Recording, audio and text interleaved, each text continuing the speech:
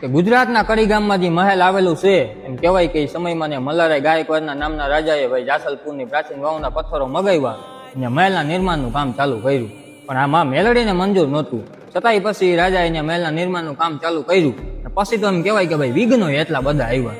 આખો દિવસ ભાઈ મજૂર મહેલનું કામ કરે, દિવાલો સણે, એમ કહેવાય કે જેવી જ રાત થાય એવી બધી દિવાલો આપમેળે પડી જાય. આવું પછી એમ વારંવાર થવા માંડ્યું. એટલે પછી રાજાએ ત્યાં હાથીઓનો ઉપયોગ કર્યો દિવાલ સણવા માટે. પછી એમ કહેવાય કે હાથીઓ બધા હાથી ટેમ્બા નામની જગ્યામાં જમીનમાં હમાઈ ગયા. પછી એમ કહેવાય કે ભાઈ છેલ્લે રાજા આવું થાકી ગયો ને થાકી હારીને પછી માં મેલડીને પ્રાર્થના કરવા લાગ્યો. તેથી એમ કહેવાય કે પછી માં મેલડીએ રાજાને આદેશ કર્યો કે તારા મહેલનું નિર્માણ ત્યારે જ પૂરું થાય કે જ્યારે તો મહેલના હાથમાં માળે મને બેહાડી. એમ કહેવાય કે ભાઈ હાલની તકે પણ એ કડીના કિલ્લામાં હાથમાં માળેમાં મેલડી હજી બિરાજમાન. કાળી રાતનો કાગડો અને માથે બેઠી મેલડી માત, સંકટ સમયે સાદ કરો એટલે એ તો આવે પલ વગરે પાસ.